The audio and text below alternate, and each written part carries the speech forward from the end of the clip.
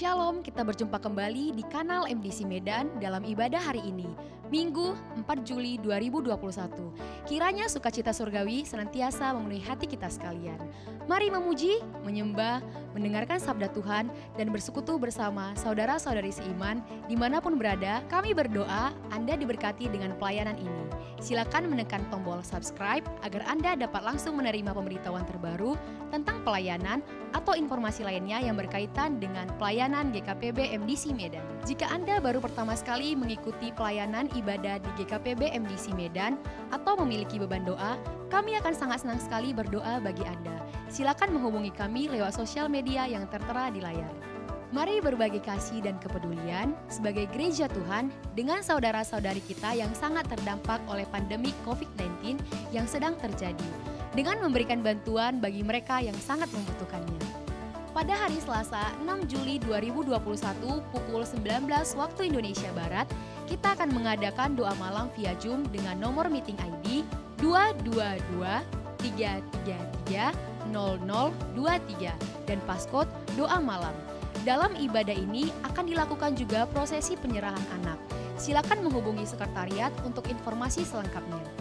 Bagi Bapak Ibu Saudara yang mungkin mengalami kesulitan pada saat masuk ke room, diharapkan untuk sign in atau masuk terlebih dahulu di aplikasi Zoom kita, baru klik linknya dengan cara seperti berikut. Yang pertama, buka aplikasi Zoom. Yang kedua, pilih sign in atau masuk dengan akun Gmail maupun Facebook kita sendiri. Dan yang terakhir, lalu klik link Zoom doa malam yang sudah dibagikan melalui WhatsApp. Bagi Bapak Ibu yang rindu untuk menyerahkan anaknya kepada Tuhan, silakan menghubungi sekretariat untuk melakukan pendaftaran. Kita akan melakukan ibadah penyerahan anak secara online di setiap Selasa pertama, setiap bulan dalam pertemuan doa malam bersama jemaat lainnya. Bagi saudara-saudari keluarga MDC Medan, persembahan ibadah mingguan dan persepuluhan bisa dilakukan dengan transfer ke Bank BCA dengan nomor rekening 022 00 95 878. Persembahan misi di Bank BCA dengan nomor rekening 022 22 35 551. Persembahan pembangunan di Bank BCA dengan nomor rekening 022 22 36 060. Semua rekening di atas nama Gereja Kristen Perjanjian Baru. Kami sangat menghimbau kepada setiap kita untuk tetap memperhatikan protokoler kesehatan dalam beraktivitas setiap hari. Mencuci tangan, menjaga jarak aman, memakai masker, menjauhi kerumunan, dan mengurangi mobilitas. Selanjutnya, mari siapkan hati, siapkan catatan, dan kami ucapkan selamat beribadah.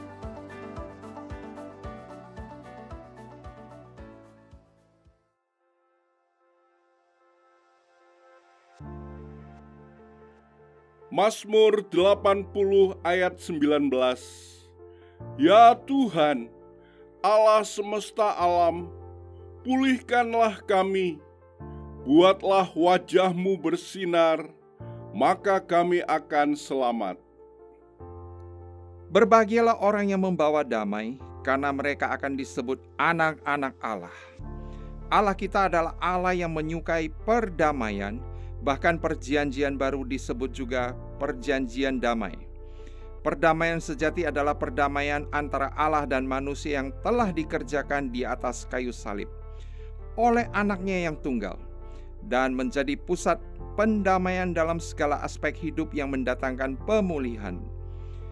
Ingatlah selalu akan kasih Tuhan yang telah menyelamatkan kita sebagai kekuatan Allah, sehingga kita mengasihi Tuhan dengan segenap akal budi dan kekuatan kita, dan tanpa kita sadari, kemanapun kita pergi, senantiasa membawa pemulihan. Haleluya. Bapakku yang di surga, terima kasih buat kasih karunia-Mu telah menjadikanku teman sekerja-Mu untuk membawa pemulihan di setiap kesempatan. Pertemukan kami dengan orang-orang yang siap menerima anugerah pemulihan, sehingga kami sebagai anak-anak Allah tidak menyia-nyiakan damai-Mu yang ada dalam hidup kami. Melalui firman-Mu yang akan disampaikan hamba-Mu, yang Engkau urapi, memulihkan kembali umat-Mu yang mungkin telah mengabaikan kasih-Mu. Dalam nama Yesus kami berdoa. Amin.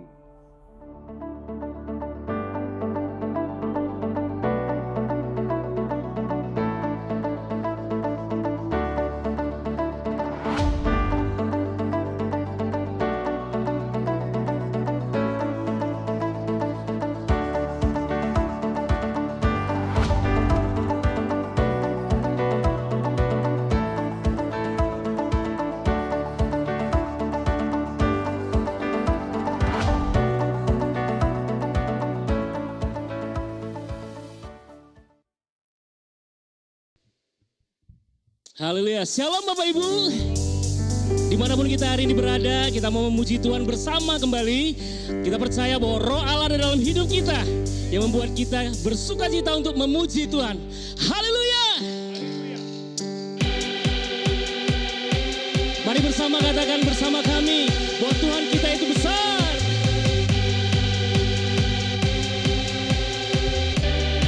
Katakan, Kau terbesar.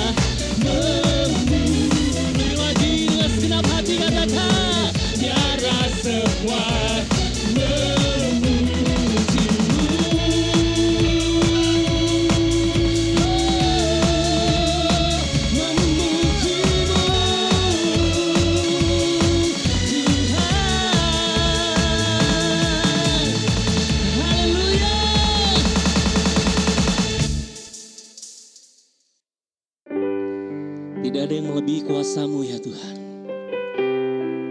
Kuasa-Mu terlebih besar dari segalanya ya Tuhan. Sebab itu kami percaya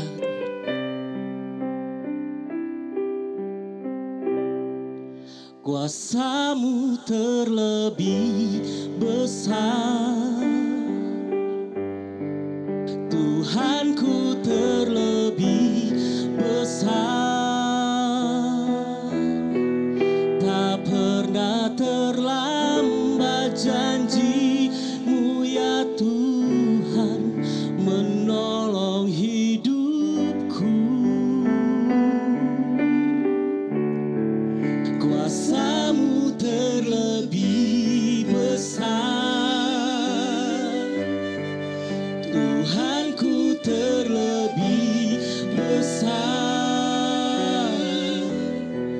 Tak pernah terlambat janji-Mu ya Tuhan, pulihkan hidupku.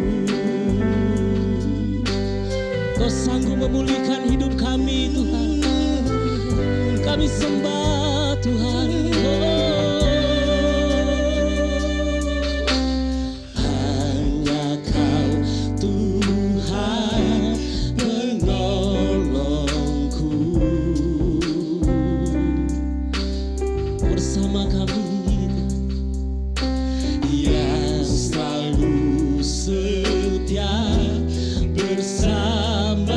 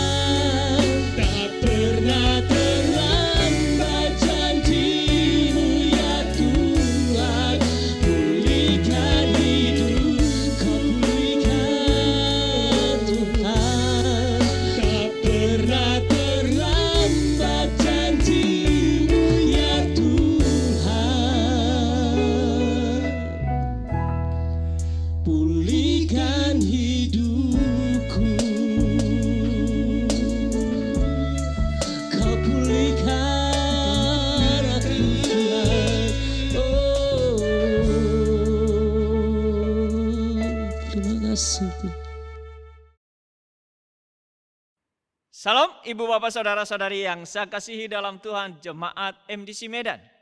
Berjumpa kembali kita di dalam satu persekutuan yang indah, di dalam anugerah Tuhan untuk beribadah hari ini, walau secara online. Namun hadirat Tuhan selalu bersama dengan kita. Pada 4 Juli 1776, Kongres Kontinental mengeluarkan deklarasi kemerdekaan Amerika yang ditandatangani oleh Thomas Jefferson dan kawan-kawan. Peristiwa tersebut kemudian diabadikan sebagai Hari Kemerdekaan Amerika Serikat. Isi deklarasi kemerdekaan Amerika Serikat berbunyi, kami menganggap kebenaran-kebenaran ini mutlak, bahwa semua orang diciptakan sama, bahwa mereka oleh Tuhan dikaruniai beberapa hak tertentu yang tak dapat diganggu gugat, bahwa diantaranya ialah hidup, kemerdekaan, dan usaha mencapai kebahagiaan. Hanya orang-orang yang menerima dan hidup dalam kebenaran yang mengalami kemerdekaan dan pemulihan dari keadaan yang tidak baik menjadi baik. Hanya orang yang hidup dalam kebenaran yang memperoleh haknya yang telah dirancang dan ditentukan oleh Tuhan, yaitu hidup penuh damai sejahtera untuk masa depan yang penuh pengharapan. Tema khotbah MDC Medan di bulan Juli ini adalah pemulihan. Saya percaya seluruh jemaat Medan akan terus mengalami pemulihan bila semuanya menerima kebenaran dan hidup dalam kebenaran. Kebenaran yang membawa kita tidak hanya mengalami pemulihan, tetapi akan terus mengalami terobosan-terobosan dalam pelayanan, pekerjaan, usaha, rumah tangga yang terberkati oleh Tuhan dan menjadi berkat bagi banyak orang serta menjadi penuai jiwa-jiwa yang sedang mencari kebenaran. Dipulihkan berasal dari kata pulih yang artinya kembali baik, sehat dari keadaan semula, atau sembuh dari luka, sakit, kesehatan dan menjadi baik. Dipulihkan berarti dikembalikan dari keadaan semula untuk menjadi baik. Diperbaiki dari kerusakan menjadi keadaan yang lebih baik. Hidup yang dipulihkan arti hidup yang diperbaiki dari kerusakan menjadi keadaan yang lebih baik. Hidup yang sebelumnya ambur adul, tidak baik, gagal, sakit, dan hidup yang menuju kepada kehancuran dan kebinasaan menjadi hidup yang baik, sehat, berhasil, dan benar-benar hidup.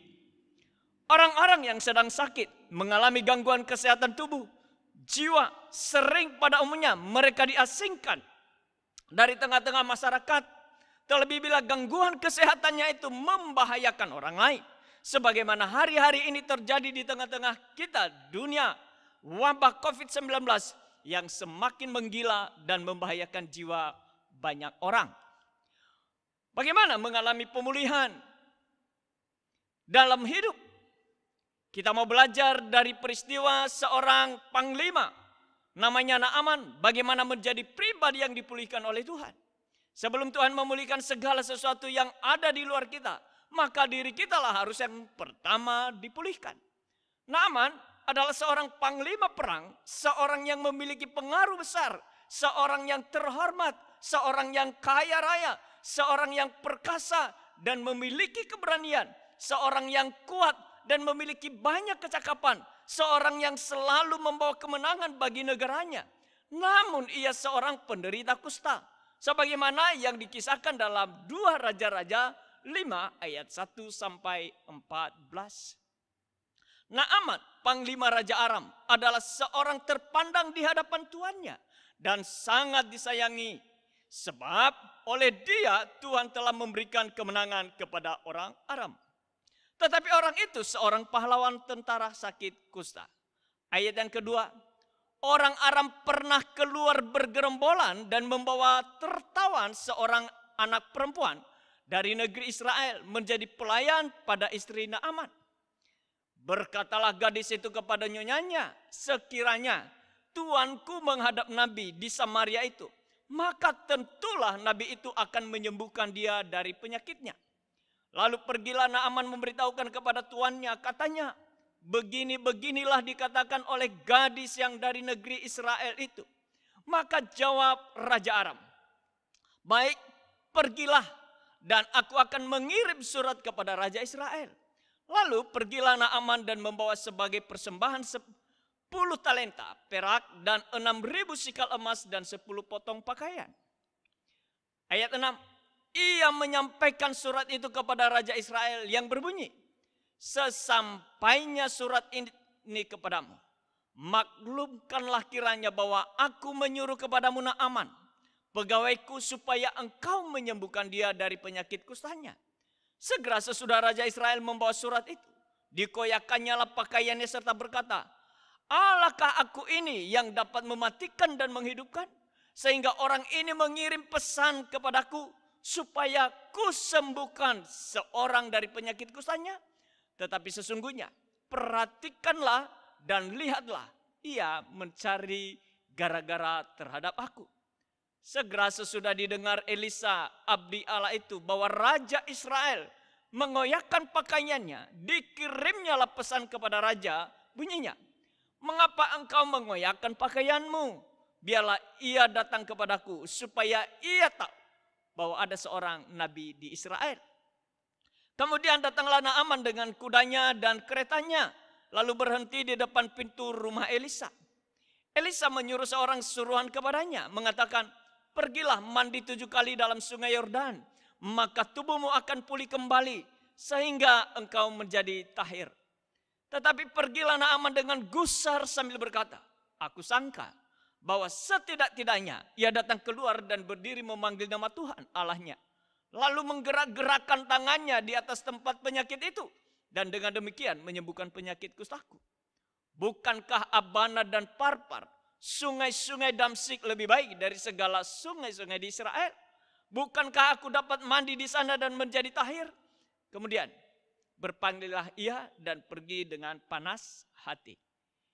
Ayat 13, tetapi pegawai-pegawainya datang mendekat serta berkata kepadanya, Bapak, seandainya Nabi itu menyuruh perkara yang sukar kepadamu, bukankah Bapak akan melakukannya? Apalagi sekarang ia hanya berkata kepadamu, mandilah dan engkau akan menjadi tahir. Maka turunlah ia membenamkan dirinya 7 kali dalam sungai Yordan, sesuai dengan perkataan abdi Allah itu. Lalu pulihlah tubuhnya kembali seperti tubuh seorang anak dan ia menjadi tahir. Kemudian kembalilah ia dengan seluruh pasukannya kepada abdi Allah itu. Setelah sampai, tampillah ia ke depan Elisa dan berkata, sekarang aku tahu bahwa di seluruh bumi tidak ada Allah kecuali di Israel. Karena itu terimalah kiranya suatu pemberian dari hambamu ini. Saudara-saudari yang saya kasihi dalam Tuhan, seperti apakah penyakit kusta itu? Penyakit itu adalah pada kulitnya yang penuh dengan sisik-sisik putih licin, mengkilat dan ditekan, daging di sekitarnya tidak terasa sakit lagi. Penyakit ini tidak terobatkan. Di kalangan orang Ibrani, penyakit ini dianggap najis dan berbahaya, sehingga penderita harus diasingkan dari masyarakat. Semua telah dimiliki Naaman. Semua itu tidak dapat melindungi Naaman dari penyakit kusta. Penyakit kusta yang diderita oleh Naaman telah menyebabkan dia kehilangan sukacita dan kegembiraan. Ada seorang anak perempuan yang berasal dari Israel yang merupakan tertawanan atau tawanan perang dan dipekerjakan menjadi seorang pelayan di rumah Naaman. Ketika mengetahui bahwa tuannya sakit kusta, ia menginginkan kesembuhan atas tuannya. Kemudian ia memberitahukan bahwa di Israel ada seorang nabi yang bernama Elisa yang dapat menyembuhkan tuannya. Sekalipun ia belum pernah melihat Elisa menyembuhkan orang kusta, tetapi ia telah mengetahui bagaimana Allah Israel telah melakukan mujizat demi mujizat melalui Nabi Elisa. Dan ia percaya bahwa lewat Nabi Elisa Allah Israel sanggup menyembuhkan penyakit tuannya. Naaman adalah pemimpin besar dan sangat dihormati, terimpartasi oleh iman seorang anak kecil, dan pada akhirnya Naaman memilih untuk beriman seperti iman seorang anak kecil ini. Bagaimana menerima pemulihan? Saudara-saudari yang saya kasihi dalam Tuhan, hal yang pertama, diawali dari iman. Sekalipun Naaman belum melihat, namun ia beriman juga dan sangat percaya bahwa apa yang dikatakan oleh anak kecil itu pasti terjadi. Iman timbul oleh pendengaran, dan pendengaran oleh firman Kristus sebagaimana yang dicatat di dalam Roma 10. Iman dapat tumbuh saat firman Tuhan didengar, diresapi dan disimpan di dalam hati serta direnungkan. Banyak orang tidak mau memasang telinganya baik-baik untuk mendengarkan firman Tuhan. Atau dia mendengar tetapi firman Tuhan itu masuk telinga yang satu dan keluar dari telinga yang lain.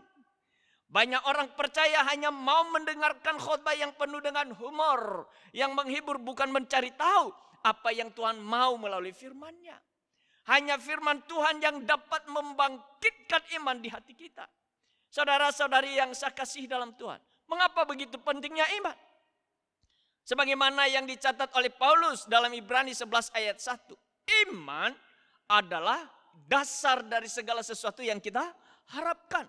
Dan bukti dari segala sesuatu yang tidak kita lihat. Iman adalah dasar. Ini menyatakan bahwa tanpa iman kita tidak dapat membangun pengharapan kita. Kalau tidak ada dasar maka tidak ada bangunan.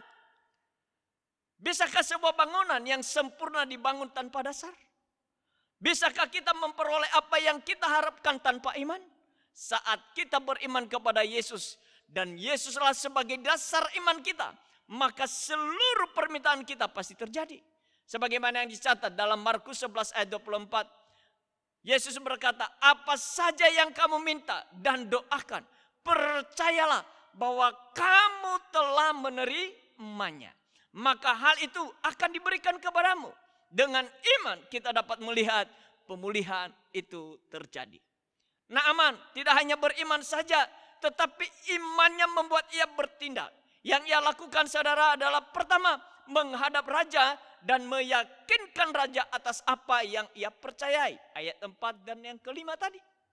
Yang kedua, ia membawa surat resmi dari Raja Aram kepada Raja Israel. Yang ketiga adalah ia tidak akan pergi dalam penyamaran, tetapi pergi dalam status dengan satu rombongan besar untuk semakin menghormati Nabi. Dan hal yang keempat, ia tidak akan pergi dengan tangan kosong, tetapi membawa dengan emas, perak, dan pakaian. Saudara-saudari, apa yang saya mau maksud di sini? Artinya kalau kita memiliki iman, maka sesungguhnya bukan hanya sebagian dari hidup kita ini untuk kita persembahkan kepada Tuhan, tapi seluruhnya yang terbaik kita bawa kepada Tuhan. Itulah orang yang beriman. Sehingga kalau kita memiliki iman yang totalitas kepada Tuhan, maka kita akan mengalami pemulihan. Hal yang kedua adalah ketaatan terhadap firman Tuhan. Naaman memang memiliki iman dan oleh imannya ia bertindak. Namun di dalam pikirannya ia telah memikirkan bagaimana nantinya ia dipulihkan. Datanglah seorang suruhan dari Elisa kepada Naaman bahwa Naaman akan sembuh jika ia mandi 7 kali dalam sungai Yordan. Sesuatu yang mustahil dilakukan, yang disodorkan oleh Elisa kepada Naaman. Hal ini membuat Naaman menjadi gusar. Sebagaimana yang dicatat dalam ayat 11 sampai 12 tadi. Dan panas hati. Tidak hanya ia menjadi gusar, tetapi juga ia menjadi panas hati. Ia berpikir kalau Elisa akan menyembuhkan seperti apa yang dipikirkannya dan dilihat di daerahnya. Lagi pula semua orang baik, orang Aram maupun orang Israel tahu bahwa sungai Yordan tidak dapat menyembuhkan penyakit kusta. Bahkan sesuatu yang tidak biasa, yaitu orang sakit disuruh mandi, bahkan akan ditambah sakit, saudara. Maksud saya, bukankah akan tambah sakit? Apa yang tersirat dari kebenaran ini? Naaman perlu tahu bahwa bukan sungai Yordan yang menyembuhkannya, tetapi kesembuhan yang akan ia terima adalah kasih karunia dan kuasa Allah ketika Naaman menaati apa yang dikatakan Tuhan melalui Nabi Elisa. Allah hanya mencari ketaatan dari kehidupan Naaman. Saudara-saudari yang saya kasihi dalam Tuhan, iman tidak cukup bagi Naaman untuk menerima kesembuhan dan pemulihan, tetapi Allah menghendaki agar Naaman belajar taat kepada perintah Tuhan. Sulit bagi Naaman untuk taat karena ia seorang panglima dan hanya kepada perintah raja saja ia akan taat. Namun ketika ia dinasihati, ia taat melakukannya. Sebuah contoh dalam perjanjian baru dalam Lukas 17 ayat 11 sampai dengan ayat 19. Orang kusta yang disembuhkan oleh Tuhan karena ketaatan mereka kepada perintah Tuhan. Kadang-kadang bukan kesembuhan yang menjadi tujuan akhir Tuhan bagi kita. Tetapi yang menjadi tujuan akhir Tuhan ialah bagaimana kita dapat berubah dari sikap tidak taat kepada sikap yang taat. Saudara-saudari yang saya kasihi dalam Tuhan, ada dua binatang yang memiliki pembawaan yang berbeda, yaitu anjing dan kucing. Anjing terkenal sebagai binatang yang taat dan loyal terhadap tuannya. Kalau ada makanan di meja, anjing tidak akan makan kalau tuannya tidak memberikannya. Beda dengan kucing. Kucing terkenal dengan binatang yang curang. Di hadapan tuannya, dia begitu lembut. Tetapi kalau ada makanan di meja yang tidak tertutup dan tidak ada majikannya, maka kucing yang lembut tidak berubah. Maksud saya, maka kucing yang lembut tadi berubah menjadi kucing yang liar. Dia akan makan sampai habis. Pemulihan akan terjadi jika Tuhan mendapati ketaatan dalam hidup kita. Tuhan tidak mencari orang Kristen duniawi, yaitu orang-orang yang percaya kepada Yesus namun kehidupan masih duniawi. Atau orang-orang Kristen sorgawi yang itu Kristen yang hanya memikirkan perkara-perkara sorgawi tanpa memperhatikan keseimbangan dalam hidup ini. Sebagai contoh saudara-saudari yang saya kasihi dalam Tuhan, ia berpikir kalau hidupnya sudah di sorga, jadi tidak perlu bekerja, tidak perlu berolahraga, tidak perlu melayani, dan ia berpikir bahwa dengan doa segala sesuatunya beres, pasti Tuhan sediakan. Tetapi yang Tuhan cari adalah orang Kristen yang mengerti isi hati Tuhan dan mau taat melakukannya. Orang seperti ini tahu betul isi hati Tuhan karena ia bergaul akrab dengan Tuhan. Orang seperti inilah yang akan mengalami pemulihan. Apa yang membuat engkau tidak taat hari-hari ini? Di area mana engkau tidak taat? Faktor apa yang membuat engkau tidak taat? Ambil komitmen saat ini. Mulailah belajar untuk taat terhadap apa yang Tuhan mau. Taat kepada firman Tuhan yang engkau dengar. Jangan biarkan iblis memperdaya hidupmu.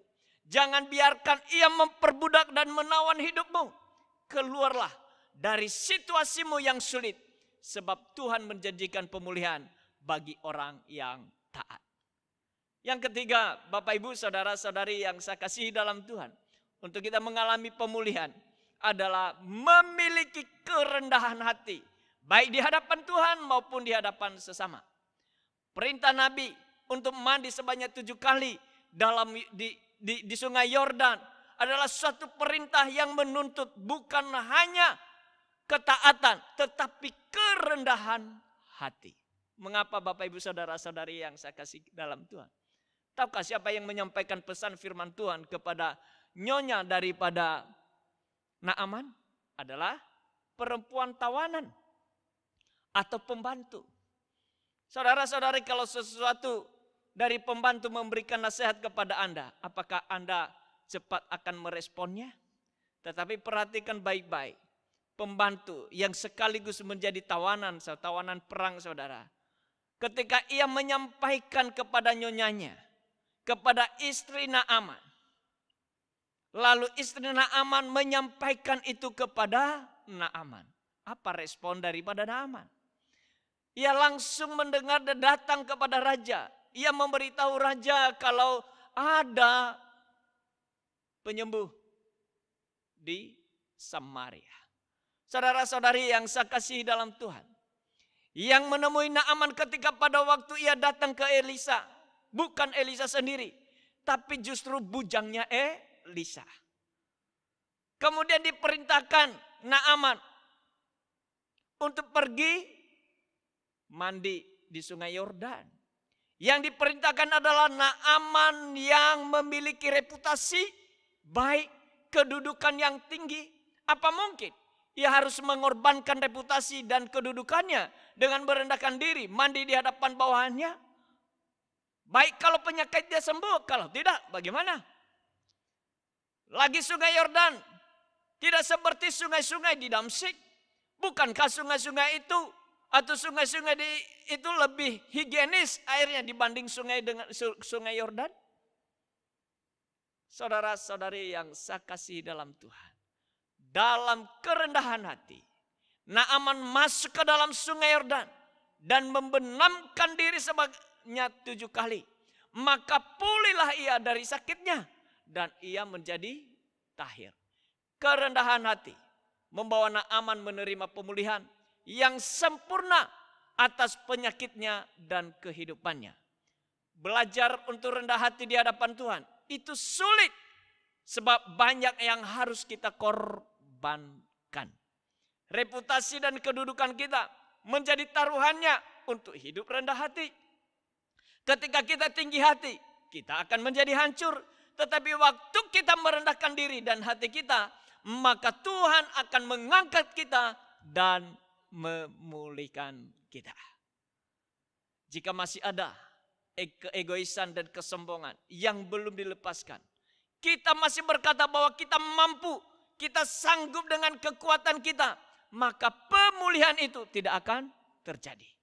Kita harus melepaskan apa yang kita pegang saat ini dan membiarkan tangan Tuhan untuk memegang kita. Biarkan Tuhan memegang kehidupan kita sehingga ia dapat membawa kita ke tempat yang aman. Naaman bukan saja dipulihkan dari sakitnya, tetapi ia dipulihkan menjadi pribadi yang berkenan kepada Tuhan. Iman semakin jelas dan ia menjadi penyembah kepada Allah yang benar. Tuhan mau memulihkan hidup kita. Sebagaimana di dalam kitab Yoel 2 ayat 25 berkata, aku akan memulihkan kepadamu tahun-tahun yang hasilnya dimakan habis oleh belalang pindahan, belalang pelompat, belalang pelahap, dan belalang pengerip, tentaraku yang besar yang kukirim ke antara kamu. Tuhan menghendaki kita mengalami pemulihan. Namun untuk mengalami pemulihan, kita harus merendahkan diri di hadapan Tuhan. Sebagaimana disampaikan Tuhan kepada bangsa Israel, dan umatku yang atasnya namaku disebut, merendahkan diri, berdoa, dan mencari wajahku, lalu berbalik dari jalan-jalannya yang jahat, maka aku akan mendengarkan dari sorga dan mengampuni dosa mereka serta memulihkan negeri mereka. Itu yang dicatat dalam 2 Tawarik 7 ayat yang ke-14. Pemulihan atas hidup kita, atas keluarga, atas kota dan bangsa kita, bila kita mencari Tuhan dengan senantiasa memiliki iman di dalam Kristus Yesus Tuhan kita, dan hidup menurut firman-Nya, serta merendahkan diri dan hati di hadapan Tuhan dan sesama, maka pemulihan pasti terjadi. Immanuel, Tuhan Yesus memberkati.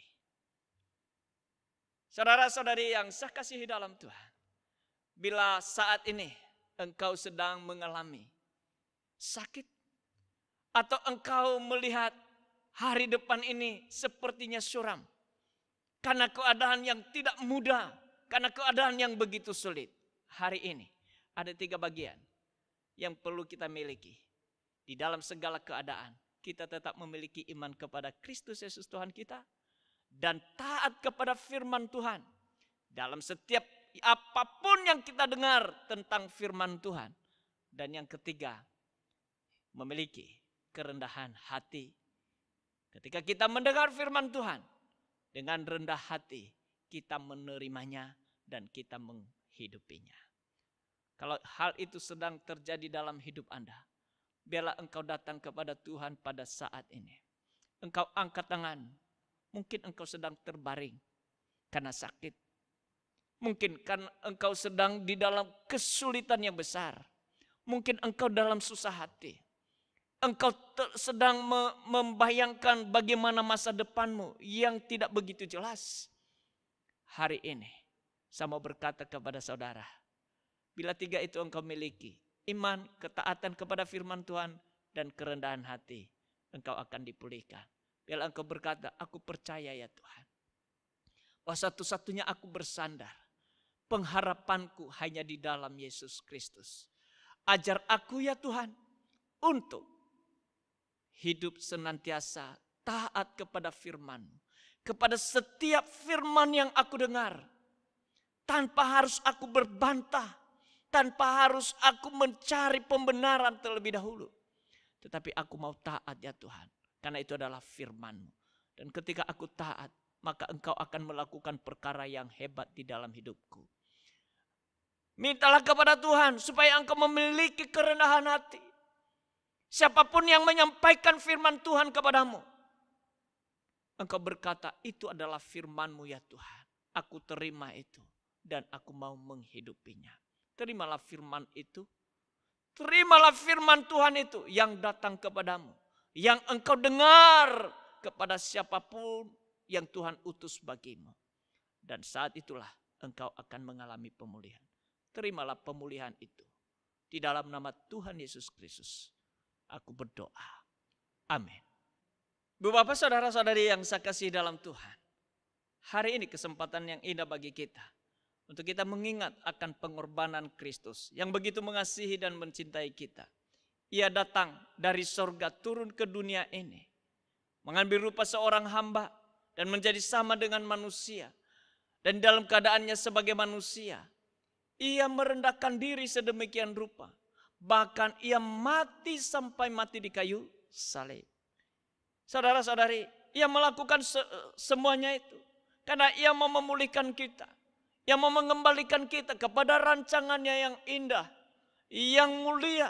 Yang membawa kita kepada jalan kemenangannya. Yang membawa kita naik lebih tinggi lagi. Untuk mengalami pemulihan demi pemulihan di dalam kehidupan kita. Itu sebabnya di kesempatan hari ini, biarlah kita mengingat akan pengorbanan Kristus itu. Kalau ada hal yang mengkhawatirkanmu, kalau hal ada yang menakutkanmu, itu semua karena engkau bersandar kepada kemampuan dan dirimu sendiri. Biarlah pada hari ini, ketika engkau telah mengambil roti atau telah mempersiapkan roti dan anggur, engkau mengingat kembali bahwa satu-satunya engkau bersandar ada kepada Tuhan yang mengasihimu, yang telah mati bagimu. Kalau saja ia mati bagimu untuk menebus engkau dari segala dosa dan kejahatan. Tetapi juga ia memberikan hidup bagi kita semua. Dan kalau ia memberikan hidup bagi kita, ia juga menyediakan apa yang kita butuhkan dan apapun yang kita perlukan. Kalau engkau hari-hari ini takut, gelisah, biarlah hari ini engkau teguhkan kembali imanmu kepada Kristus. Sebab dia mengasihi engkau, dia mencintai engkau. Ia menguduskan dan mensucikan engkau. Ia memulihkan engkau, ia menyembuhkan engkau. Ia memberikan hidup bagimu. Dan engkau berkata, terima kasih kehidupan yang engkau berikan bagiku ya Tuhan.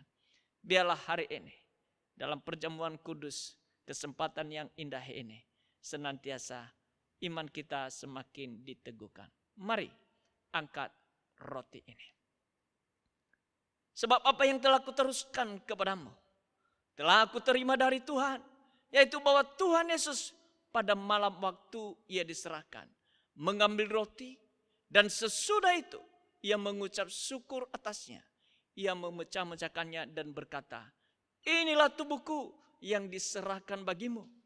Perbuatlah ini menjadi peringatan akan aku. Mari kita makan roti ini dengan iman di dalam Yesus Kristus.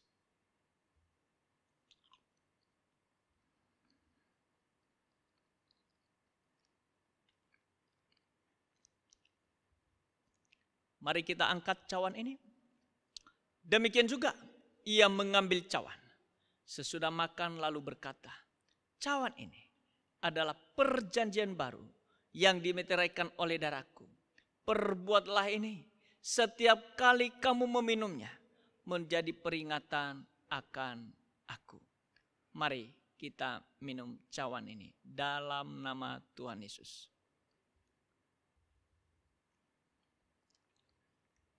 Mari kita bersyukur kepada Tuhan atas segala pengorbanannya, tubuh dan darahnya yang Ia relakan bagi kita.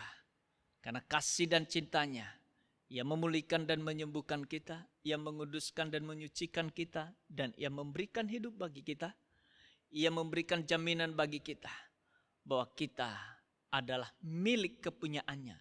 Dan karena kita milik kepunyaannya, Ia juga yang memenuhi, mencukupkan apapun yang kita butuhkan.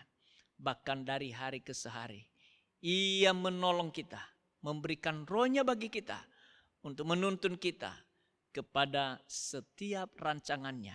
Dan juga menjadi jaminan bagi kita untuk memperoleh segala penyediaannya di dalam Kristus Yesus Tuhan kita. Terima kasih ya Tuhan buat hari ini. Kesempatan yang indah yang Engkau berikan bagi kami. Untuk kami mengambil roti dan anggur, mengingat akan pengorbanan-Mu bagi kami.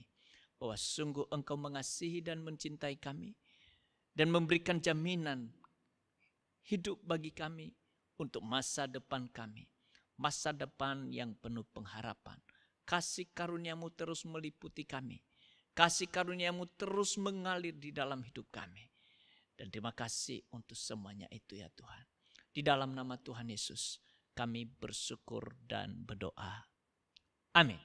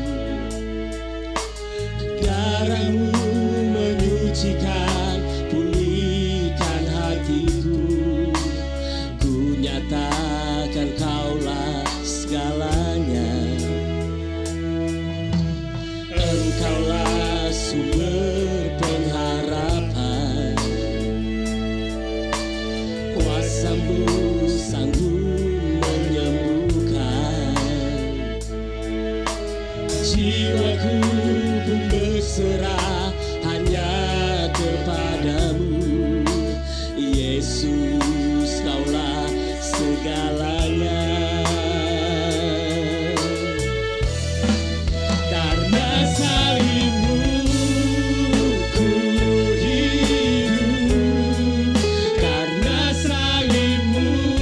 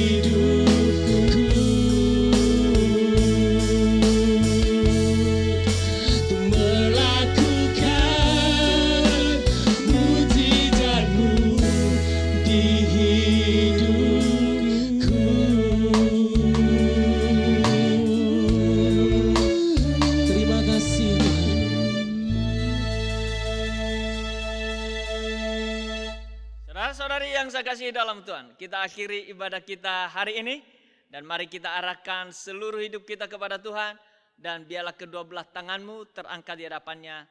Terimalah berkat daripada Allah kita. Berkat daripada Allah Bapa di dalam kasih karunia Kristus Yesus Tuhan kita dan di dalam persekutuan Roh Kudus yang menyertai dan memimpin menuntun setiap langkah demi langkahmu. Sehingga apapun yang engkau buat, dibuatnya engkau berhasil dan beruntung.